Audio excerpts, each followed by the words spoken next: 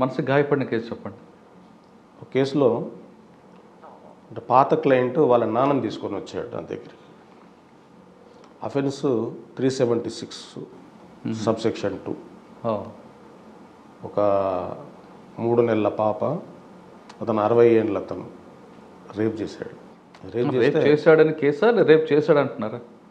రేపు చేశాడని కేసు పెట్టారు అని నా దగ్గరకు వచ్చాడండి. సరే, నేను యాక్సెప్ట్ చేశాను.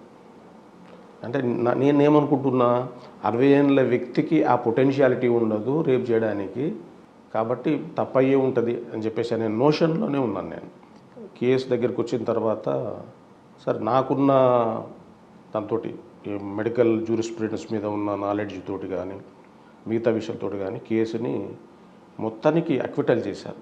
అక్విటల్ అయిన తర్వాత ఎందుకు అక్విటల్ అయిందండి? అప్పట్లో DNA టెస్ట్లు, మెడికల్ టెస్ట్లు లేవు. మెడికల్ రిపోర్ట్ ఉంటుంది కదా? మెడికల్ రిపోర్ట్ ఉంటుందండి, దాని మీద వర్పేస్ అవ్వలేదు. మెడికల్ రిపోర్ట్ ఉంటుంది. కానీ ఇక్కడ సమస్య ఏమొచ్చిందంటే, ఒక డాక్టరు తను గవర్నమెంట్ డాక్టర్ అయి ఉంటాడు, అతను ప్రైవేట్ ప్రాక్టీస్ చేస్తుంటాడు. ఈ ఇంటికి అప్పుడు ఒంటరిగా ఇంట్లో ఆడపిల్ల ఉంటుంది, ముసలైన చాక్లెటో పిప్పర్మెంటో అదని చెప్పేసి అని పిలుస్తాడు. పిలిచి అసాల్ట్ చేస్తాడు. అంటే ఇక్కడ రేపు డెఫినేషన్ ఏంటంటే కంప్లీట్ కాదు రేప్ అనేది. Simple penetration is sufficient for the definition of rape. Simple penetration ఉంటే చాలండి. He has tried his level best and has ejaculated somewhat there. ఇక్కడికి వచ్చిన తర్వాత ఇంటికి తల్లిదండ్రులు వ్యవసాయం నుంచి ఇంటికి వచ్చేసరికి అమ్మాయికి కడుపు ఉబ్బిపోయి యూరిన్ అంతా ఆగిపోయి యూరిన్ ట్రాక్ట్ అంతా నిండిపోయి ఇబ్బంది పడుతూ ఉంది. వెంటనే అక్కడ ఉన్న doctor, government doctor private practice చేస్తున్నాడు, ఆయన దగ్గర తీసుకుపోయారు. తీసుకపోతే ఏదో మందులు రాశాడు, మీరు పోలీస్ కేసు పెట్టండి అని చెప్పేసి అన్నాడు.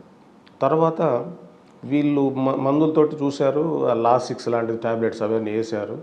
తర్వాత శుభ్రం చేశారు మొత్తానికి ఆ ప్లేస్ని. కొద్దిగా ఒక మోస్తరు అయిపోయిన తర్వాత కంప్లైంట్ ఇచ్చారు.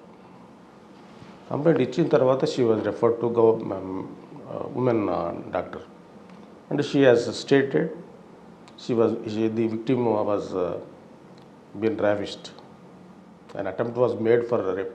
ఇక్కడ మా క్రాస్ ఎగ్జామినేషన్లో ఏం చేస్తాము, పల్లెటూళ్ళల్లో they won't use undergarments, they go for to calls of nature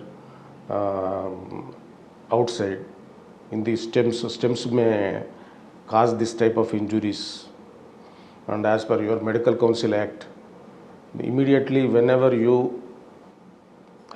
have a reason to believe that a cognizable offense has taken place, it becomes your burden to immediately make a report to police. But avi cheyaledu, you are perfunctory. అంటే there is అంటే మనం మిగతా విట్నెస్లతో ఏం చేసామంటే, ఈ ముద్దాయికి వాళ్ళకి మధ్యన ల్యాండ్కి సంబంధించి మన గొడవలు ఉన్నాయి, ల్యాండ్ డిస్ప్యూట్స్ ఉన్నాయి. అందుకని falsification motive is a double edged sir. Criminal కేసులలో మోటివ్ అనేది double edged weapon. It can be used for commission of offence or it can be used for foisting a false case. So దాని మీద చేసేసిన తర్వాత court నాతో SAIL అయింది, మొత్తానికి వదిలేశాను.